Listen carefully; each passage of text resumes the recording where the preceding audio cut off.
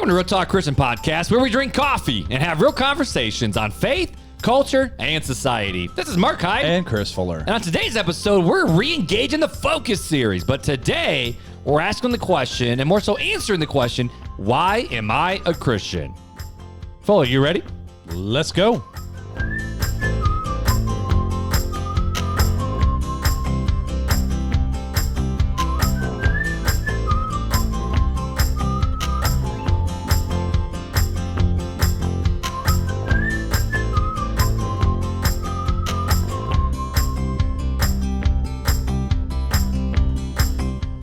Welcome to the party, Fuller. What's going on, buddy? We blooped really bad. We did. Is it a bloop? Is a blooper?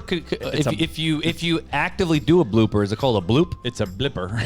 So we already tried this episode Yes. like another time, and I hit the unmute button too fast, and you hear Fuller going, like in the middle of the intro. Well, I was being silly during the And I intro, caught you. and you got me again. There's been so many times where I've unmuted you too I'm gonna fast. take the board or away I from you. for- We're gonna flip flop here, buddy.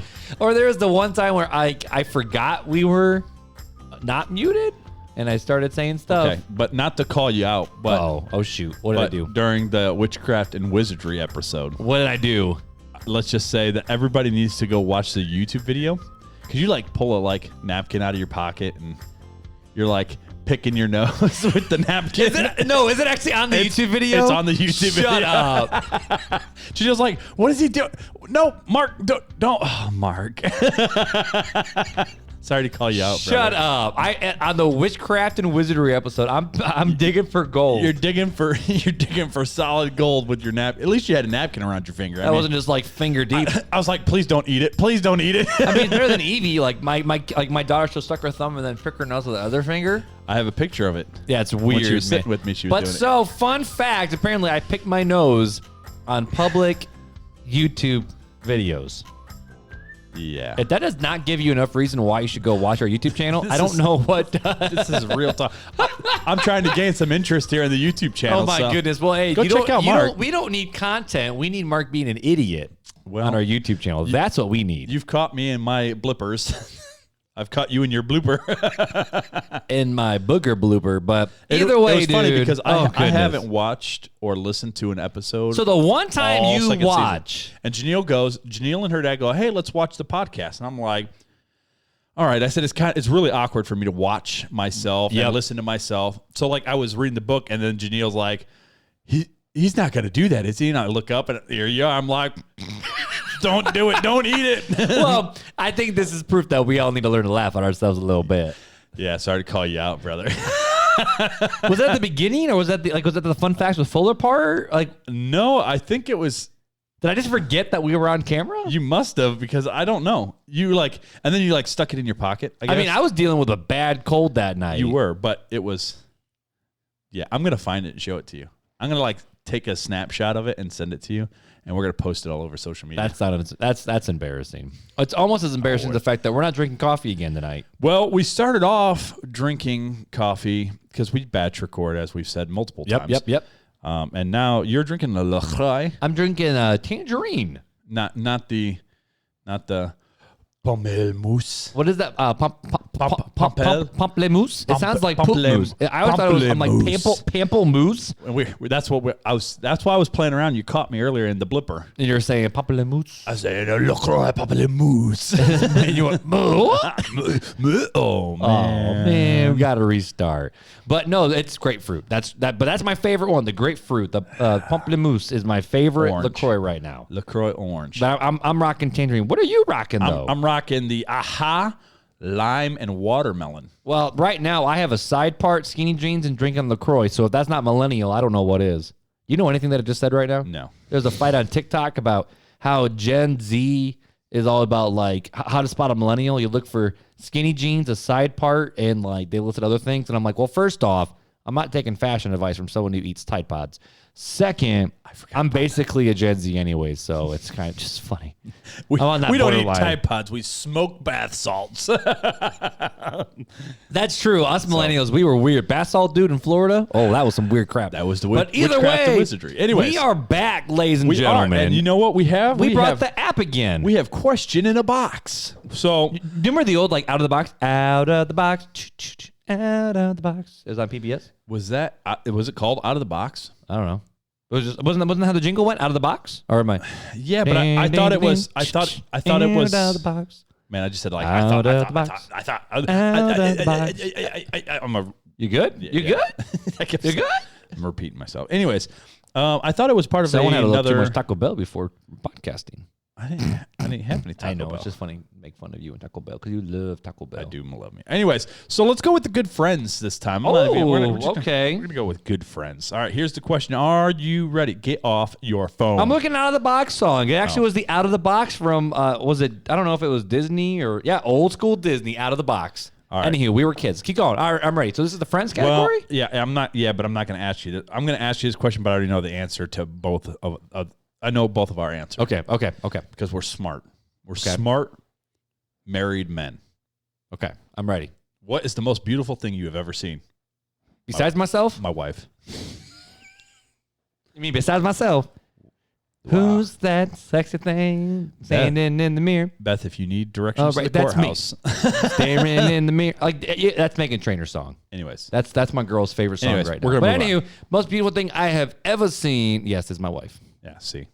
I told you. All right, so we're going to move on to the next one. What aspect of yourself are you most insecure about? Oh. Ooh. What aspect of myself am I most insecure about? Yeah. Oh.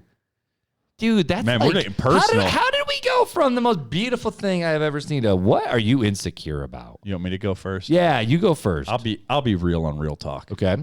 I'm most insecure about my weight. Really? I'm a fat kid. I always have been. So I make fun of myself. You've always joked that you're the fat kid. Because to hide my insecurity. I'm weird like that. Really? Yeah. When I'm awkward, when there's an awkward thing, or I just joke because I don't know what else to do. That's fair. So yeah, that's mine. I think mine would be is the fact of when I'm with people, do people actually like me or they just show me pity? I think I'm most insecure about my relationship with others. Like, do people actually want to be with me right now? That's one thing I'm very insecure about. I want to be with you. Here, let me move the mic in here real close. There you go, buddy. Anyways. Yep. That's one thing. The other thing, I think part of it too is even though I talk a lot, I'm not great with words. Like I can't say certain words like sixth grader or ask. I have to emphasize the or I cuss on the podcast. So I'm sorry. I fumble over my words a lot. So that's right. Do you know what I noticed I do on the podcast after watching a little bit of that? Pick your nose? No, that's me. What am I most insecure about? People seeing me pick my nose. When I listen to you intently, I do this. I like stare off into space and like I get this like just completely blank look. I'm intentionally listening. You look like you had some melatonin. But I'm looking like I'm either high on drugs and like I don't care what you're saying because I'm literally looking off in the distance just like this and going, yeah. Oh, goodness. And I say right a lot. Right. All the time. It's really stupid of me. I caught one of my filler words. I don't remember what it was. And I said it to Beth and she was like, yeah, I was going to tell you that because you say it a lot. Is it? No. See, what happened was, there's a phrase I know I'm going to say it in this episode. And when I do, I'm going to stop and say, that's the word.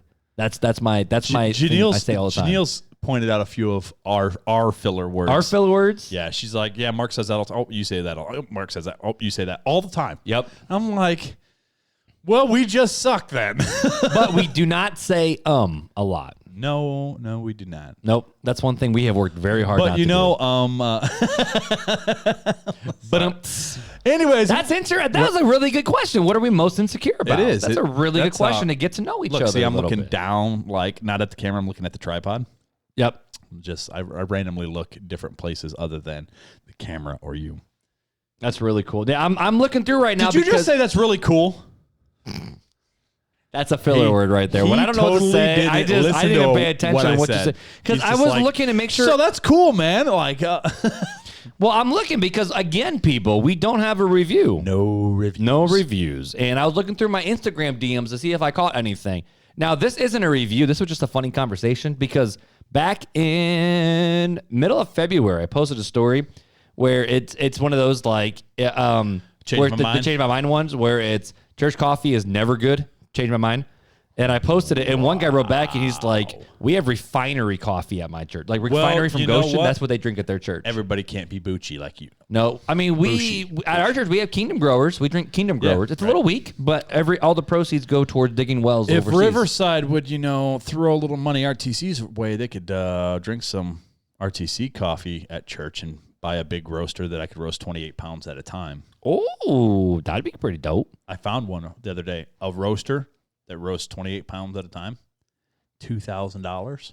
So we need a computer. We need a new computer so our live stream doesn't look so glitchy. So it's like it looks great on the camera, but when you look there, it doesn't look good. I never knew it was that glitchy until I watched the episode, and it was like we're trying, guys, but we have literally no money. So I'm just gonna throw it out there. If someone has like $700 for us to buy a new camera or new computer for us to work. Yo, send it. We need it. Or just send us the computer, Mac Mini. Mac Mini? I want a Mac Mini because that's what we're using right now. We're using an old one, and it ain't going so well. So you know what? It is what it is. The Lord will provide. I mean, we can't provide tax giving statements because we're not a non-for-profit, but we're not anything. We're not even a for-profit. We're a hobby. We're a hobbyists. If you want to go to the tax world, that's true. That's true. We're hobbyists. But either way, and actually, if we were a business, that's what I say. But either way, I say that one all the time. But either way, anyways. Yep. Told you I was going to say it. So either way, there you go. I said it. So okay, I got another one. That's yours. At the end of the day, you say that a lot. At the end of the day. Yep. So at the end of the day, I say that one. I say that at the end of the day, and that's not my closing thought. So anyways, so we've already got to know us a little bit. We've confessed that we're not drinking coffee again. My coffee brothers and sisters. I'm sorry. You have to forgive us for our trespasses. Go back to last week's episode. There you go. But today we're talking about the question of, and not even really a question. It's more of a statement of why am I a Christian? So why are you a Christian, Fuller? Like that's a question. That is. It's like, so why are you a Christian? This is a thought that popped up in my head when I was driving around. So Beth and I did our engagement photos and family photos, and I had to drive for like 2.5 hours. It was a ridiculous day. So I had a lot of time to think in the car. So I was like, I listen to the Unbelievable podcast all the time with Justin Briley. We talk about it where they pit normally a believer and unbeliever together, and they have these conversations, and it's not always just an unbeliever. Yeah, sometimes they do like progressive Christianity versus like Reformation. Or they've done like young Earth creationists versus old Earth or theistic evolution. Like they do all these different conversations, and I love it because it keeps you to think. I've said right like 6 times now. Right. I'm not right. All right. See, I'm right there with you. There you go. But in these conversations, they always come back to there's two people who are going against each other. One, a lot of times it's normally a Christian and like an atheist or an agnostic or a universalist or something like this in terms of all these different things, and they're always going against each other. And I was starting to think, I'm like, okay, so if one of these guys came against me and said, so Mark, why are you a Christian? Why do you believe what you believe? Don't you see this and this and this and this and this and this and this and this and this? And I said, okay, would I be able to concisely answer why I'm a Christian? And more than just you and I, because this is one of those things where, and I'm not trying to put us on a different pedestal or a different plane. Well, maybe. But there's a lot of people out there. We were one at one time where you grew up in the church, and if someone said, why are you a Christian? This is a big Catholic answer. So if you grew up Catholic, this is a big one of, why are you a Catholic? And the answer is like, well, I was born into the church and I was baptized in the church. That's why I'm a Catholic. And that times a lot of goes into the Protestant world as well. Why are you a Christian? It's like, well, that's just what I am. That's just what we do, right?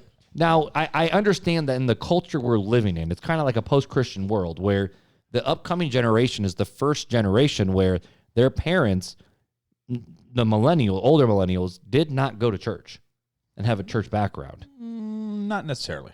Well, it's the most post-Christian we've ever been. I think it's hit or miss.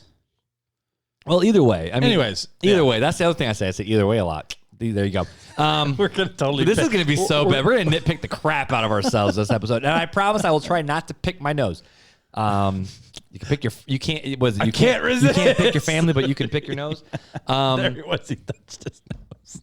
Goodness, that's a. Anyways, man. But either way, but answering this question, I'm like, okay, so maybe there's someone out there in listener land where they're young, they're a teenager, or maybe they're a young adult, maybe they're an older folk, the boomers or the Gen X or whatever. And at the end of the day, they're like, you know what? If someone came up against me and said, why are you a Christian? I don't know if I could give a right answer. Or not just the right answer, but I don't know if I could actually give a solid reason besides just the fact of, it's just what I believe. So I figured, I don't know how long this conversation is going to be. I literally, if you look at this, I see. Besides a couple notes, I only have, I walked in with 4 questions. That's it. I see that. And then you walk with like With a bunch of quotes to wrap it up. Wow. So this is a true conversation that I want you and I to have. We both just did like We did. It's because we're lazy. Not really. Not really. No, but at the end of the day, I figured this would be kind of fun for you and I to talk a little bit, Fuller, about like, this is kind of for us to share our hearts a little bit. All like, right. in the first episode, we talked about the very, very, very first. Back way on back. Back way on back. The very first episode was, we basically told our stories, and can God still use us? Wasn't that? I don't remember what the exact title of the very first episode I'm gonna was. look. I'm gonna. It's look. not Nevernote, I don't think. Yeah, I thought. Oh no, it wasn't. So You're we right. didn't use Evernote at first. Oh, We were just like using the first 10 Apple Notes or whatever. Yeah, we used I wrote stuff down on pieces of paper. Back in the juvenile days. Back- But either way, in the very back in first the episode, we shared our stories with the people a little bit. So if you haven't heard the first episode, the quality's not as good. But at the end of the day, our it stories are wasn't still bad. there. But it's been a long time since you and I just sat down, brother to brother, And just had a conversation. and just had a conversation about, what, Fuller, so why are you a Christian, bro? We kind of did that last week with forgiveness. But yeah, does my past affect my future was episode 1. Right, because we both talked about our past. August 1st, Yeah. 2019. Dang.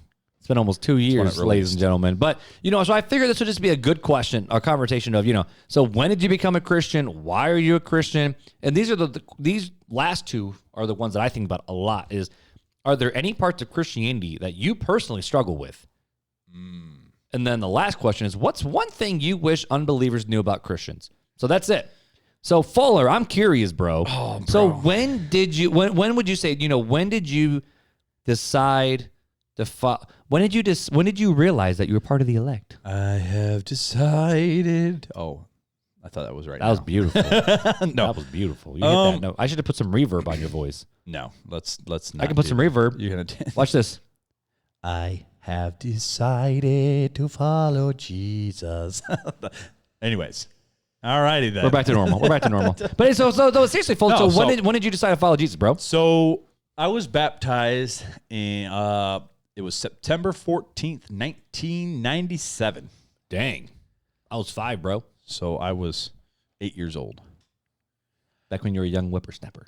Back on in my day, we actually had a baptismal and In the church, y'all weren't wearing them skinny jeans and having them. I actually sackcloths. was baptized at it's now Deer Run First Church of Christ. over there in Ironwood. Yeah, so they weren't there. They were down this way off of Miami I don't think I knew that. Okay, back in the day. so before they moved buildings, you were baptized there at 8. Right, back in 1997, September 14th. I still have my certificate. I wasn't given a certificate. But that doesn't mean I fully understood what the Christian life entailed. okay, That probably wasn't until 2014 when I grew up in church. I was baptized at 8. I went through life being raised by Christians and first generational Christians and do the church world. And then I started to slip because I started going off on my own and being my rebellious stage. That's when I got into drugs and premarital sex and partying. Yeah. So everything else that down in Florida. yeah. So that was all probably started taking place about 2009. So there's like a 5-year stretch where I wasn't making my calling and election sure. Last episode. I'm a 4-point Calvinist, so I believe that I was always predestined to be the elect, but because I'm not God, I don't know if I am predestined, so I have to make sure my calling and election sure. But anywho, but you were not living the way you should be living. I was definitely not. So So when did I become a Christian? I had the faith. I did the confession. I was baptized. I was, I fully believed in 97. So, but I've had some oopses along the way. Mm-hmm. So that would be my answer. That's cool. I had my reawakening in 2014. Your reawakening. I like it. This is it's always a hard It's a question hard to one. answer because, I look back and if someone said, so Mark, when did you decide to follow Jesus? I said, well, I realized the reality of everything when I was 8. like you, third grade. So it's 8 or 9, something like that. And, my dad had on a Southern Gospel album. And on that album, it was a song playing. And it was I've talked about it on the podcast. It wasn't a bad, you're going to go to hell and burn if you don't follow Jesus. But it's the fact of when Jesus comes back, this is what it's going to be like. I can't wait to be with Jesus. And I'm like, yo, I don't know if I'm going to be with Jesus, Dad. Like, I don't know. And this was right after Awana. So, I grew up in the church, Christian school. Mom was a Christian school teacher. Dad was a deacon, and basically old school Baptist deacon. So he was an elder. He wasn't just a deacon. Yeah. So he was head of the deacon board by the age of like 28, 29, something like that. Wow. Nuts. Absolute crazy. So I was birthed in the church. Right. And so, 8 years old, I would say that's definitely was it. And I didn't get baptized until I was probably 12. I was sixth grade. I was in 6th grade when I got baptized. But you know what, dude? I look back and it's like I had some really rough patches, Like, I mean, I would say I got serious about my faith when I was 16. When I was a sophomore, junior, somewhere in that gap. That's when I started getting really for serious. And then for serious? For serious. And then I decided that I was going to pursue full-time ministry when I was around 17. Between that 16 to, so somewhere in that 16 to 18 realm. But, it's like at the end of the day, I still struggled with sin after that. And I still dealt with all the various things. Whether it was, controlling my temper, whether it was controlling my words, whether it was keeping my hands to myself, or all these other different things, and I've always looked back and I go, okay, so when was I saved? Was I ever really saved? Did I actually get saved when I was 16 when I said, God, no, I'm going to follow you with whatever you want me to do, rather than when I was 8. So I'm like, oh, shoot, do I need to get baptized again? So honestly, I struggled with that over the years. So you struggled with the Arminius debate. Yeah.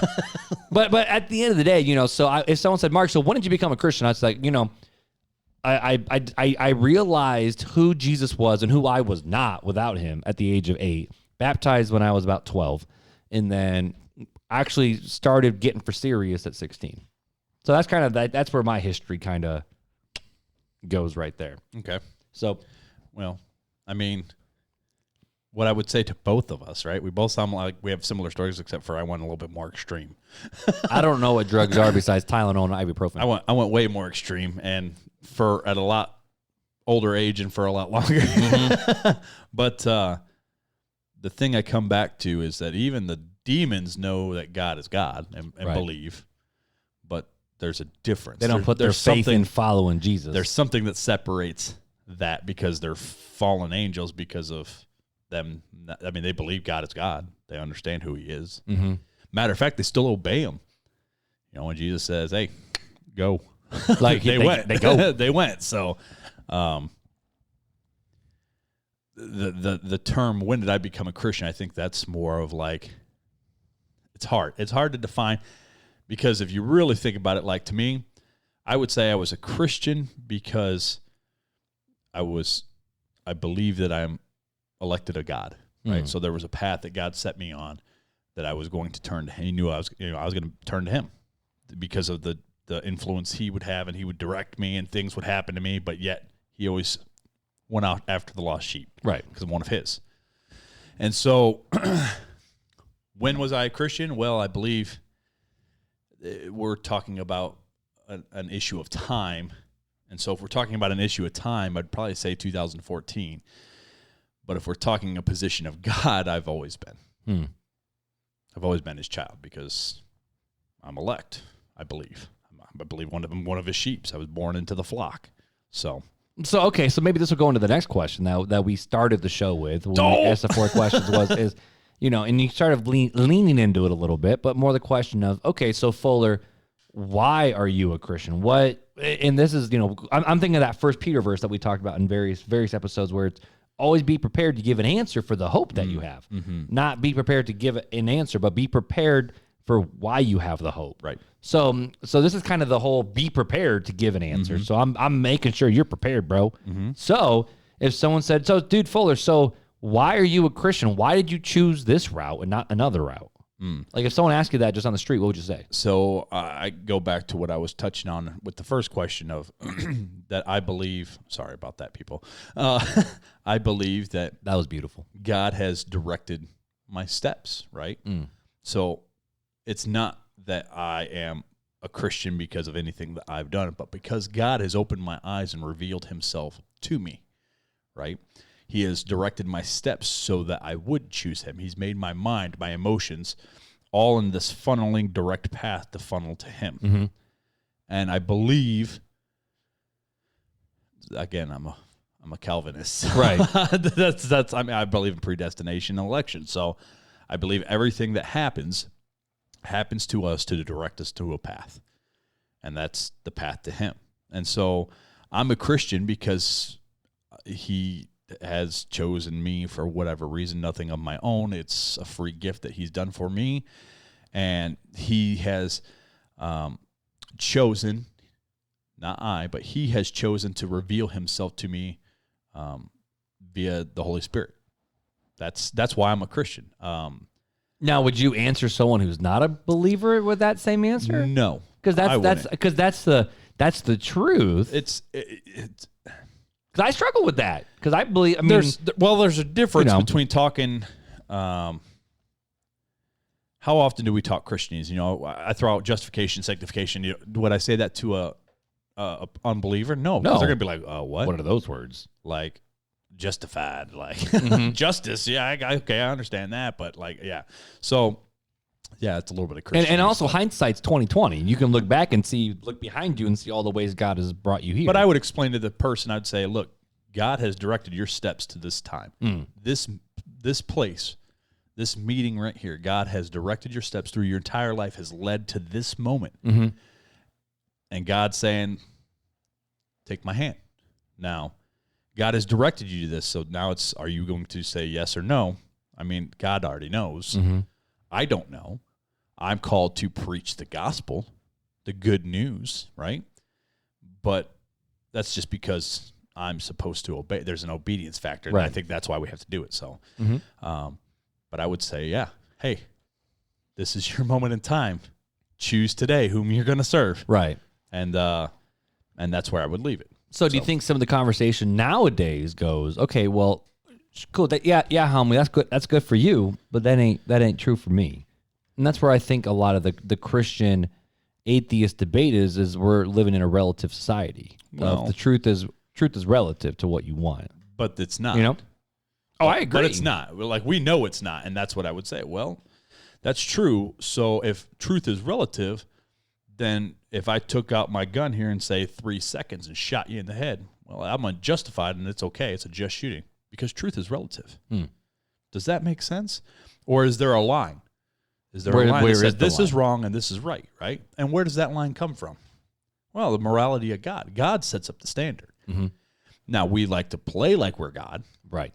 And we like to try to be polytheistic in our ways and say, hey, I'm a God, you're a God, your mom's a God, he's a God. We're all gods, which is polytheism. But we're not. There's one God. Right. And he sets up the standards. And we've broken the standards. And when you break a standard, if you break a law in this country, what happens? If you kill somebody, what happens? My butt gets thrown in jail. Your butt or death, depending on if you're in a state with the death penalty. Okay, so what's going to get you out of that? Nothing, right? There's no pardon for that. Most of the time, you broke the law. You took a life, right? You destroyed something. Well, we did the same thing. we destroyed something. We destroyed ourselves. We killed ourselves by our sin. And so because of that, we have to be punished. And it's not a just God saying, well, I'm sending all these people to hell. It's saying, no, you did this to yourself. You made these choices. And because of our choices, Jesus had to come and die for us. Right. And this is what you deserve. You deserve hell. But tell you what, I'll make you a deal. I'm going to send my son to die on the cross for his sins. And he's going to pay that penalty, right? He's going to pay those debts, all those evil things. He's paying them. Mm-hmm. All you have to do is take his hand. You have to admit, believe, and confess the ABCs, right? Admit that you're a sinner. Believe that Jesus Christ is the Lord of Lords, King of Kings, ruler of the universe, is the one and true God. And confess. Confess that Jesus is Lord. Confess it all, yeah. Mm-hmm. And then if you want to throw another B in there, baptize. but those are the things. I mean, it's all about faith, right? So that's all you got to do. So Christ is saying, take my hand. Now it's your choice. What are you going to take his hand or not? You can choose that. I think God already knows what you're going to choose, and he's probably directed and shaped your mind in what you're going to choose. And I don't know if I'd tell them that at that point. I mean, there's a way that you break it down to them. You know, when you're a baby. Again, it's hindsight's 20/20. Well, when you're a baby, right? We look at. Even the Apostle Paul, when I was a boy, I thought like a boy when I'm a man. Right. Well, and the Apostle Paul, was it Apostle Paul? Or was it somebody? Who was it? No, it wasn't the Apostle Paul, was it? Talked about spiritual milk when you should be eating spiritual meat. That was Paul. Mm-hmm. So a person that's not saved, they're not even babies. Do you force feed them meat? No. No, you break it down nice and simple for them, just like I just did. And then as they grow in the faith, then you start bringing in, hey, listen, you really don't. God directs your steps. God gives you each breath. God lets you wake up each morning. I wish I didn't realize this conversation was going to go this way, because the other day on Facebook in one of the groups I'm in, I don't remember which group it was, but there was a graph, and the idea is the fact of the more knowledge you have of how God works, the more humble you are, because you understand what the truth really is and how little and sinful you really are. Because at first you're like, oh, dude, God, like, awesome, thank you. I don't know very much, but you feel like you're like, this is awesome. But then there's a climactic point where all of a sudden you start to flip. They think that God's like a party gift giver, and they can take the gift or not. And then as your understanding and your growth comes, you go, oh, he was the party gift giver, and actually I was just the bag that he put the party gift in. I like it. So I like it. That's how I would. That's why I'm a Christian. That's how I would give an account for Christianity, and that's basically what I would share. In a nutshell, real quick. And this is where it's cool, because I know you're very much you're a heart and soul guy, and I tend to get stuck in the intellectual world. And that's not always a good thing. Right. Let's be honest with you. It's not always a good thing to get stuck in the philosophical debates. And they've got their place. Right. But I wrote down a few things in my head where the fact of, why am I a Christian? I'm like, well, okay, so this is one of the few religions out there where it's not works-based. A lot of other religions revolve around karma, the yin and the yang, the good outweighs the bad. Christianity is the fact of, you can try all you want, but your good ain't going to do nothing. Mm-hmm. How are you going to get there? Mm-hmm. It's for by grace you've been saved through faith, and it's grace all the way through. It's grace alone, through faith alone, by the scriptures alone, through Jesus alone. It's all the solas. Solus scriptura. Oh, to the glory of God alone. I forgot sola gratia. Yeah. But at the end of the day, that's the religious base. And then more than that, Andy Stanley, I thought this was super cool. In one of his recent sermon series, he goes, when someone says they're God and then they raise again from the dead and prove it, we probably should listen to what they have to say. Maybe just a little. Maybe just a little bit. And I like that perspective, because he starts with, okay, let's start with the resurrection. All right, so Jesus rose again from the dead. What does that mean? And everything goes from there, because it makes sense of the Old Testament, and it makes sense of the New, and it makes sense of what's to come. Right. The problem is how you're going to prove that Christ rose from the dead. That's the first. Right. Because there's even people out there where it's like, you can give me all the quote unquote proofs you want, I'm still not going to believe it. Well, and that's where not even that, but it's even hard to, with the amount we have. We do have some things that prove, but then they come back. So we go like Josephus. Well, Josephus talks about Christ, right? But then you go, well, that was later added by the church. Like the writings of Josephus, that portion about Christ, that was added by the Catholic Church later. See how there's always these little come up with an excuse. Right. Yeah, they'll come up with an excuse for anything. So saying, okay, well, so how you prove it? Well, at some point, it's better. At some point, you got to have that faith, because faith is the what substance is it? of the things hoped for and the things not seen, or whatever. Right, but it's not just the evidence of things hoped for. Right, there you go. It basically is the fact of, it goes back to the Indiana Jones jumping on the bridge of, I've seen enough, but you still have to make the jump. But honestly, it takes faith to be an atheist. It takes faith to be an agnostic. It takes faith to literally be anything. Right.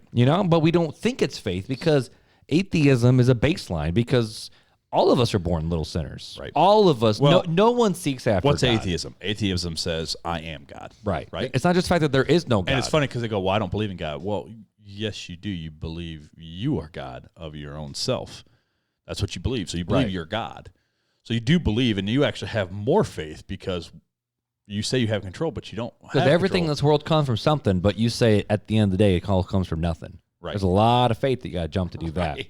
Yeah, a lot of faith. And that goes back to that conversation, and that kind of goes into my last little thing that that I think about a lot is Christianity explains how the world was created, why it's broken, and why we're in the current state that we're in.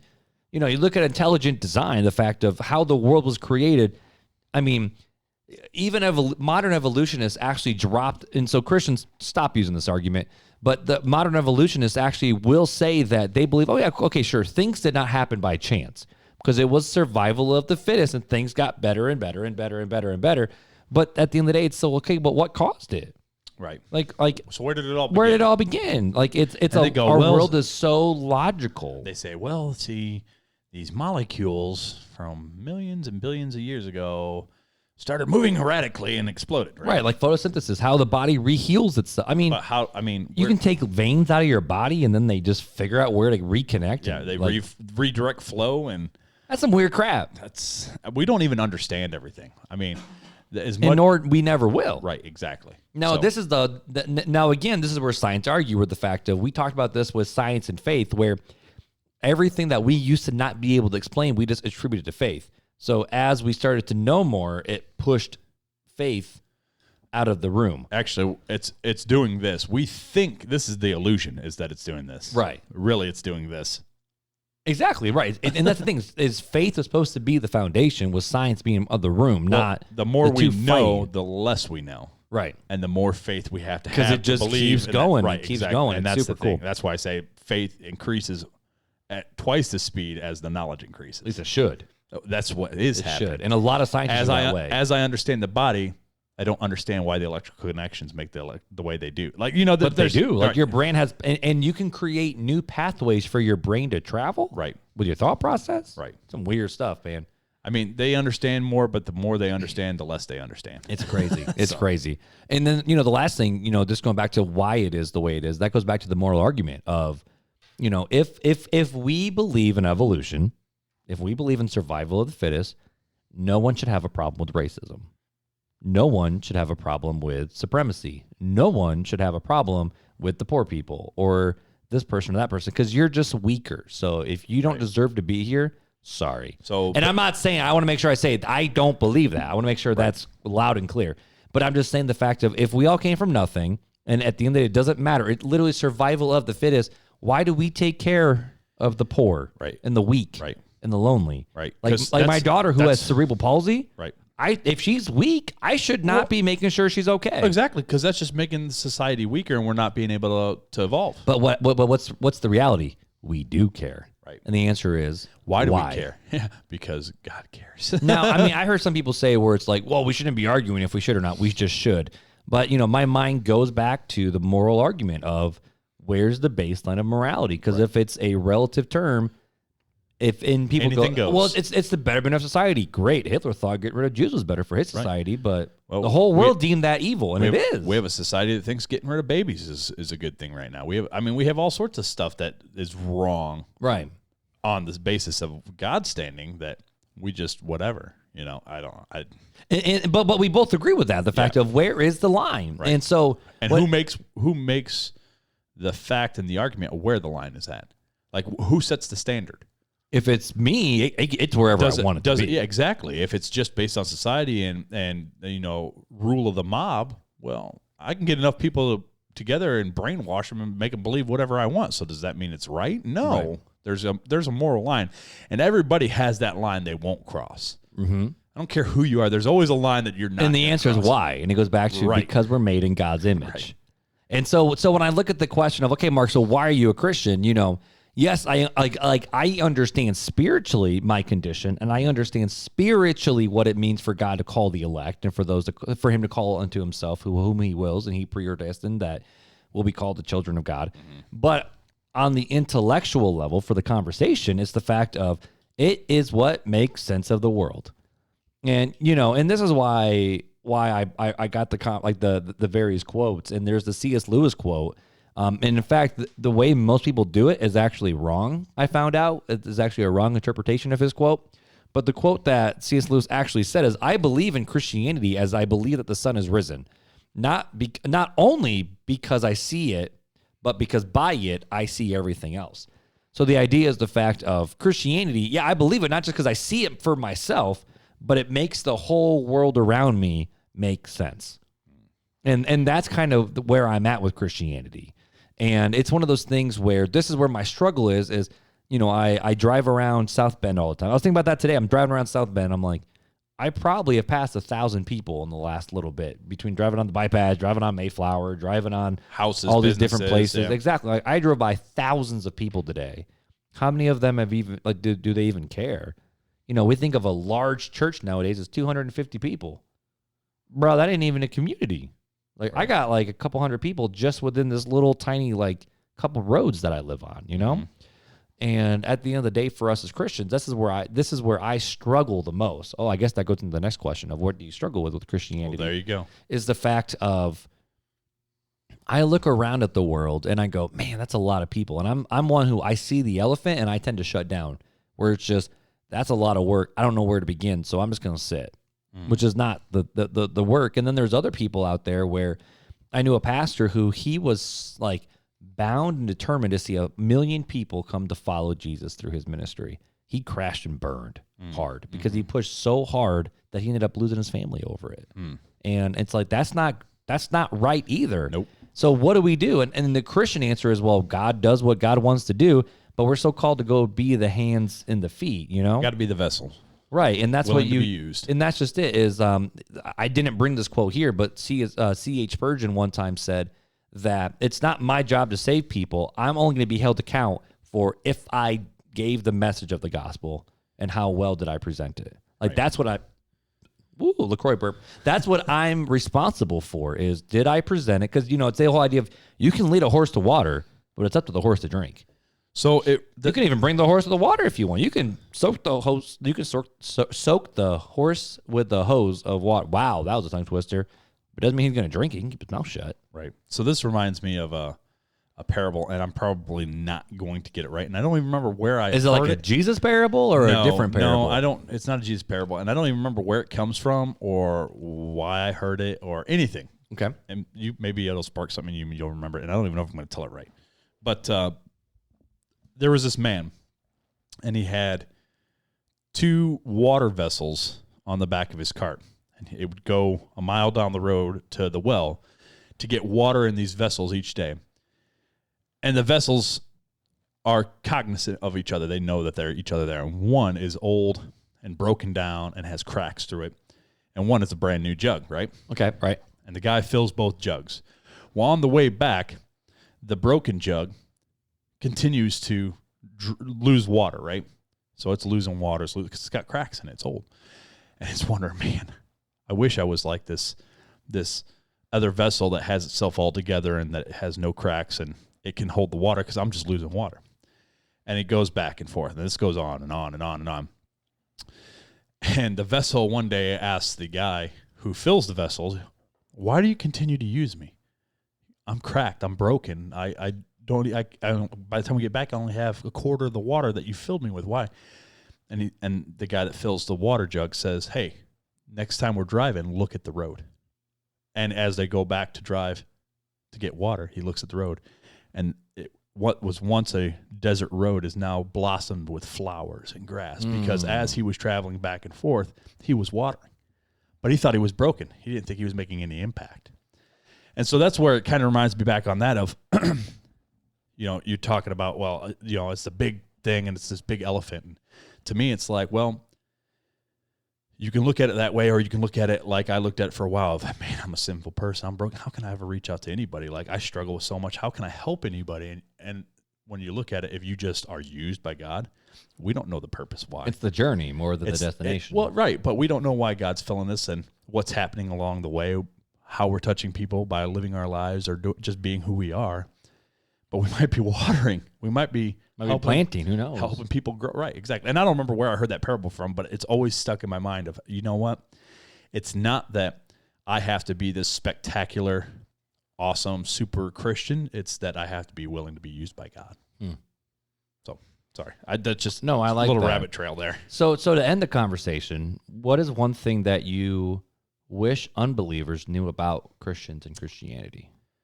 I think that unbelievers have this notion that Christians are the same Christians from 500 years ago, 1,000 years ago, even 100 years ago, and that Christians are all the same, and the Christians that do wrong, the televangelists that steal from people, they are all the same. We're all lumped in, and we're not. We're all human. We all make mistakes. So the mistakes of Christians, I wish they knew that we're humans and we make mistakes, and the only difference between me and you is that God. It's just God. It's the grace that was given to me through faith, not of myself. It was a gift. And so that's what I wish. I wish they knew that, hey, I'm just as bad and broken as you are. Well, it's the old Mark Lowry quote. I'm just a beggar telling another beggar where to get the bread. Right. There you go. Yep. Perfect way to sum that up. So that's what I would wish that unbelievers knew about Christians. Anyways, what about you, buddy? My turn. So He's like, are you going to ask? Well, no. I just want to make sure you guys say what you guys say, boss. I'm done. That was my final thought. At the end of the day, no, I'm kidding. I had to get my tagline. You know the old song, When the Saints Go Marching In? Oh, when the Saints go marching in. Oh, when the Saints go marching. Are you going to do this every time I start singing? Every time you start singing, I'm going to hit your reverb. But yeah, you know the old Saints. Yeah. So Andy Mineo, he's one of my favorite rappers. Andy Mineo, Triple E, 116, Lecrae. That's my stuff. No, I don't know. Well, you should know. But anyway, so Andy Mineo, he had a song years ago, and it's called The Saints, and it's a play off of When the Saints Go Marching In, and that's the chorus. But everything points back to when the saints come marching in. And the whole idea is the fact of not just when the saints come marching into heaven, but when the saints walk into your community, what that means. And in one of the verses, and I thought this was super cool, he goes, okay, I get it. I know what they're thinking. We some kumbaya singing corny Christians, keep your distance. Buy a ticket to a concert, pay a visit. Think it's odd. We them Blue Brothers, 116, which is their hip-hop group, but 116, not ashamed of the gospel of Christ for the power of salvation, on a mission from God. I don't think they get it. I really think what they got to do is see it to believe it. I wasn't planning on leaving them. Give me the microphone with no gimmicks. I'm really living it. So when they come in and don't know to get up on the evidence, I mean, he was rapping really fast here. You ever want to get it? Well, tell them to come and get it. I point them to God and tell them we're really with him. They think I'm tripping because I'm living for more than just rapping, but that's what happens when the saints come marching in. And the whole idea with that, the fact is, it's the fact of, at the end of the day, what I wish Christians would do is to, when they say they follow Jesus, that they go out and they live like it.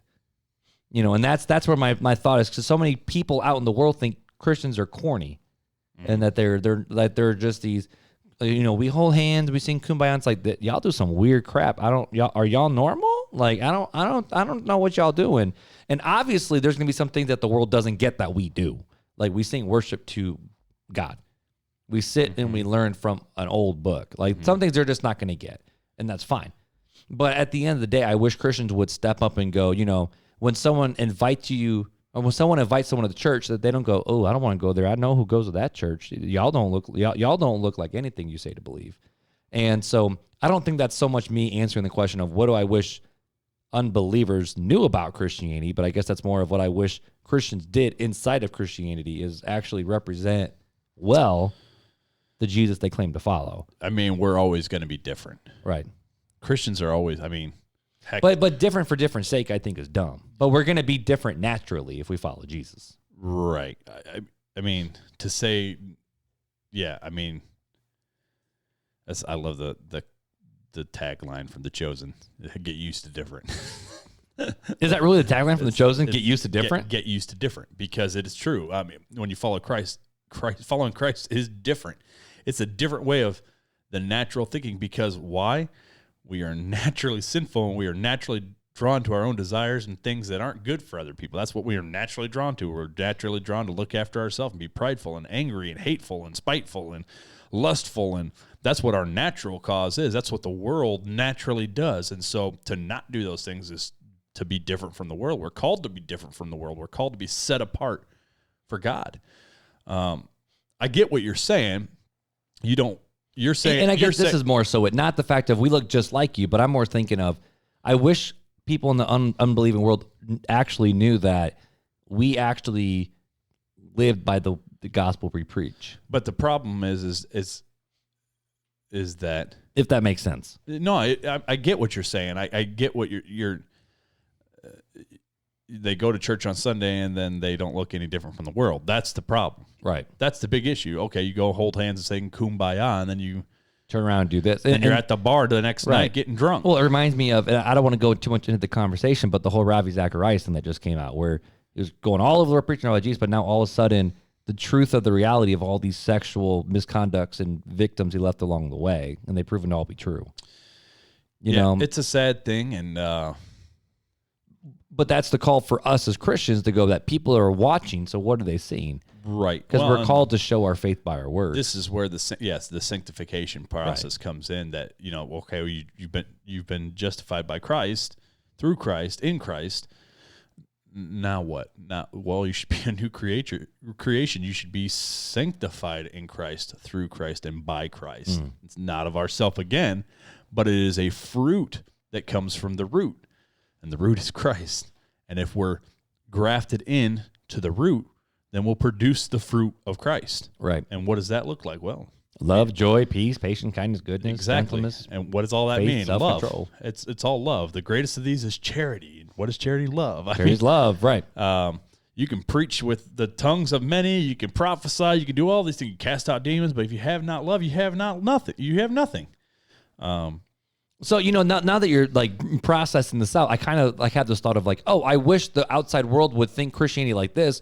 But does the outside world think of Christianity like this because of how we're living our lives? I think it is. I think it's very much so that there's a lot of pew warmers. There's a lot of coffee mug Christians out there.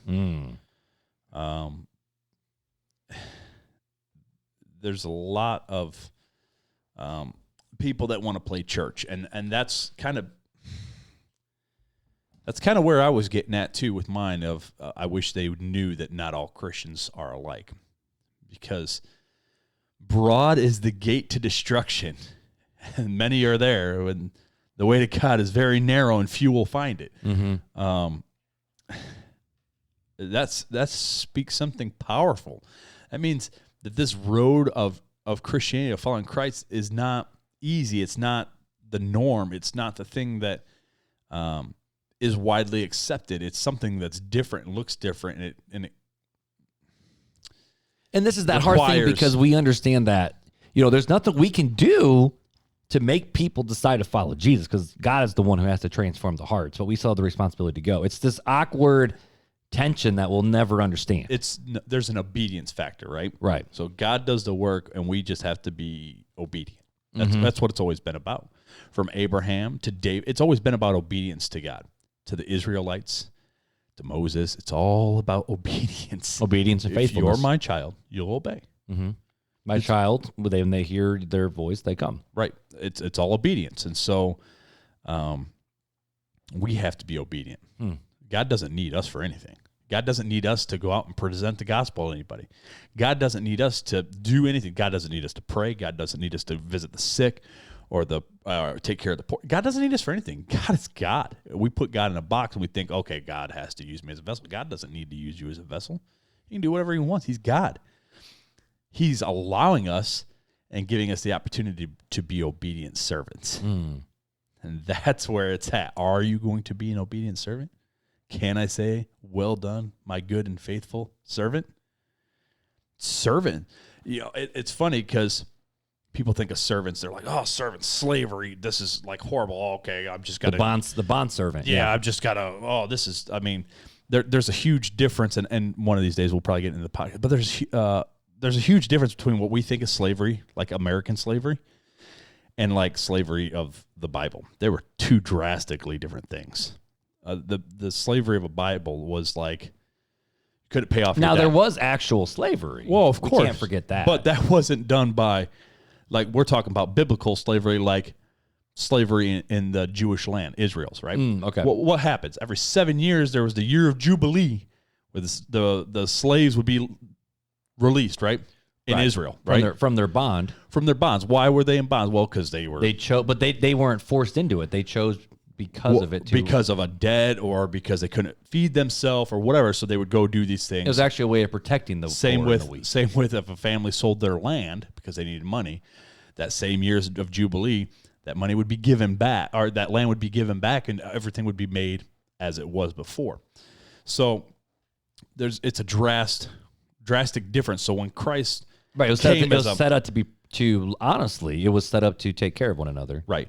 So when Christ came as a what? Suffering servant. He came to serve. So why do we think we're any better than the master? Mm-hmm. We are servants. We're supposed to serve not only God, but serve each other. That's what love is about. It shows love. And so why does God need us? He doesn't need us. He's just giving us the opportunity. This is an opportunity. This is something we should be excited about, that, hey, God has chose us to be servants. We should obey. We should want to obey because he's chosen us. He's given us this great opportunity. But we don't see it as an opportunity. We see it as American slavery, where we're in bonds and chains. And that's not the slavery or the servanthood that he's talking about. So that's just the way That's fascinating. Anyways. There's a book that was written by John Stott, which, side note, if you want another good podcast to listen to, Premier Radio from the UK, who does Unbelievable and Ask NT or anything, they just dropped a new one where they take all of John Stott's sermons from the archives and they're just posting them every single week. It's super cool. But he wrote a book called Why I'm a Christian, and he kind of talks about, the intellectual thought, the, moral, like these conversations we always have. Mm-hmm. But this was his big triumphal sentence, and I think you're going to love it. You ready? All right. So he said, the most significant factor lies elsewhere in terms of why I'm a Christian. The most significant factor lies elsewhere. And it is on this that I intend to concentrate this final chapter. Why I am a Christian is due ultimately neither to the influence of my parents and teachers, nor to my own personal decision for Christ, but to the quote-unquote hound of heaven. That is, it is due to Christ himself who pursued me relentlessly, even when I was running away from him in order to go my own way. And if it was not for the gracious pursuit of the hound of heaven, I would today be the scrap heap of wasted and discarded lives. Yeah. Don't get any better than that. That was good. That's a very quote. True. That's a quote. Very true, though. So at the end of the day, why are you a Christian? It wasn't the intellectual thought or my own decision or my teachers or my upbringing. It was the fact that, Christ directed my steps. And he was the heaven hound. the hound of heaven. Now, this was also written years ago when it was now we're like, the what? What's that? The hound of heaven. Yep. But this is why somebody that's like, and this is why, hey Mark, they're hounding you, right? And this goes back to why I think the song. Now, I still don't like the word reckless, but this is why the song "Reckless Love" is exploded, where the fact of Christ pursued me. Like, if we're called into him, I'm not saying I like the word. I'm just saying why it's a very popular song. I just struggle with, because God is never reckless. I agree. But I'm just saying, but the reason why it's so popular is because I realized that God literally pursued me. And so that should cause us to rejoice and triumph in what Christ has done, but then should cause us to humble ourselves before men. Because I'm no better than you. I'm no better than anybody else. Walking across the street, I ain't better than nobody. But a lot of times Christians like to go, oh, I'm a follower of Jesus, so I need to get my way. Y'all persecute me because you're censoring me on faith. That's not persecution. Because last time I checked, they ain't dragging John Piper onto the street and putting a bullet to his head and saying, you follow Jesus? Yep, that's persecution. Yep. But I'm just a beggar showing other beggars where the bread's at. I like that quote. I'm just a beggar showing other beggars where the bread's at. We might have to use that quote. I like that one.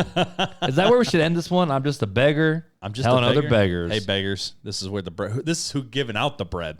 So let's go get it. I got me some. I'm telling others about, hey, there's the bread down there, man. But any other final thoughts for this whole focus? Because we're trying to refocus and center ourselves. I think that's a good place to end it. Is, hey, I'm a Christian because Christ has pursued me and helped me to be one. And now I got to be obedient and tell the other beggars where the bread's at. Go be a good beggar. Time for Fun Facts with Fuller. All right, my dude, let me pick my nose, do all my, at the end of the day, it goes back to fat, I'm ready to crack my neck before I do the intro, all the weird quirks that we do on RTC. But my dude, we have had so many fun facts, and you have yet to run out of a fun fact. I'm so curious to see when you run out of a fun fact. That's going to be fun. We're coming up on 100 episodes. That means we're almost 100 fun facts now. That's a butt ton of fun facts. Wow. But so I always ask if you have one. I know you do. I don't know why I always ask if you have a fun fact. You always have a fun fact. And about every third episode, you say this exact line. I know. I'm sorry, guys. But Fuller, what fun fact you got for us tonight, my dude? All right, the fun fact of the day. Mark and listeners, did you know that the pound or the hashtag symbol isn't officially called hashtag or pound? Wait. It's not called the pound? It's not called a pound or a hashtag. Hashtag. I mean, obviously, but I thought it was always just the pound key. Because even when you call someone, they're like, press pound for further options. Yeah, or after you put in your PIN number followed by the pound sign. Right. So it's a technical name, or its technical name is Octothorpe. Yeah, thank God we don't say that. Octothorpe this, Octothorpe that. Octothorpe. So, if you want to follow. If you want to follow us, Octothorpe, real talk. No, that'd be bad. So the octo means 8 to refer to its points. Though reports disagree on where Thorpe came from, some claim it was named after an Olympian, Jim Thorpe, while others argue it was just not a nonsense suffix. So at the end of the day, we really don't know where the term even comes from. Well, we know where octo comes from, but yeah, Octothorpe is what it's actually, that's the technical name, Octothorpe. Wow. Well, ladies and gentlemen, I feel like we need to write a blog post about this. Why you need to up your Octothorpe game for your social media handles. Octothorpe Real Talk Christian Podcast. Dude, hashtags are one of those things where, I use hashtags on most of our Instagram posts, and sometimes they do great, and then sometimes they don't do jack squat. And it's hard to always figure it out. Like the Octothorpe, The Chosen giveaway that we had. I'm just saying, I was a little disappointed in the turnout. Yeah. It's okay, though. We still love you. We still love you guys. But this is why, because some people might be listening to this right now and be like, what, you guys had a giveaway? I didn't know you guys had a giveaway. We have giveaways. That's why you got to follow us on social media, whether Facebook, Real Talk Christian Podcast, or Instagram, Real Talk Christian Podcast. You can email us. We got to get that email list tidied up a little bit so when we have giveaways, we can tell the people. Yeah, because, right now, we just kind of, sometimes we mention it on the podcast. Yeah, sometimes it's just sporadic. Sometimes, like the Chosen giveaway was just that was just we're doing it. We're just, I'm going to do this, and we're going to just do it. And here's the deal. Every time we've done a giveaway, there have not been a lot of entries in these giveaways. I know. I'm shocked. It's like people free are like, stuff. I never win anything. Well, you literally have a very high shot, even though we have hundreds of listeners that listen to every single episode. And it's not like we ask them to do hard. It's like tag, comment, that's it. Share the post. And it's like free stuff. Free to you. You don't even have to pay shipping. We pay the shipping. So how about this? Okay, how about this? I'm going to mark in my show notes. We're going to do a giveaway right now. What? We're doing it. A giveaway? I'm not even ready for this. We're going to give away. We just randomly all right, let's just give something away now. Let's just give some stuff away. We're going to give away the RTC tote bag, the lifestyle tote bag. We haven't done that one yet. Wow. We're going to do the RTC tote bag giveaway. Janelle's going to want this one because she really wants it. She's going to enter. Janelle, your name can legit be entered this time. So how should we make people try to win this? Oh, man, I don't know. I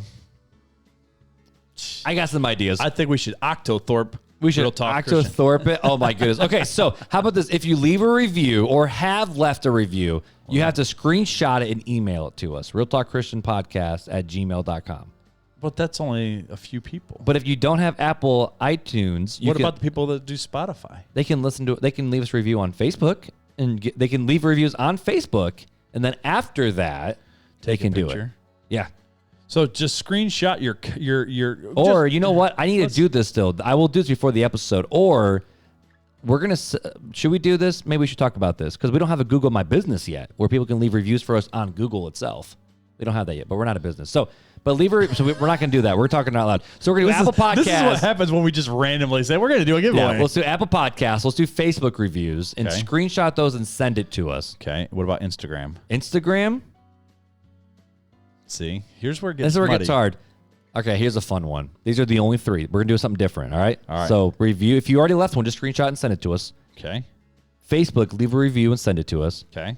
Or text your friend Or message your friend one of our episodes. Let's do new reviews though. No, not the old reviews. Not the old ones, because they've gotten the mini swags and stuff. So I mean, they can do another review. That's fine. I'm okay with them doing like another review on like Facebook or something. Or okay, review on Apple iTunes, review on Facebook, or if you message or text a friend an RTC episode and then screenshot and email it to us or message us, we'll get you in the drawing for the free tote bag. How about that, ladies and gentlemen? So how long is this going to go on for? Till the next episode drops. So next Thursday, 1 week from the time of release is when you have to do it. Okay. How about that? All right. Sounds good. How about that? We're about to run out of our music. We have 15 seconds left before our music ends. So just like always, guys, RealTalkChristianPodcast.com, place to go for everything. Get your name in the giveaway. We want to give away that tote bag. Hit us up, RealTalkChristianPodcast@gmail.com. Whoo, we got 5 seconds. But until next time, guys. Take it easy.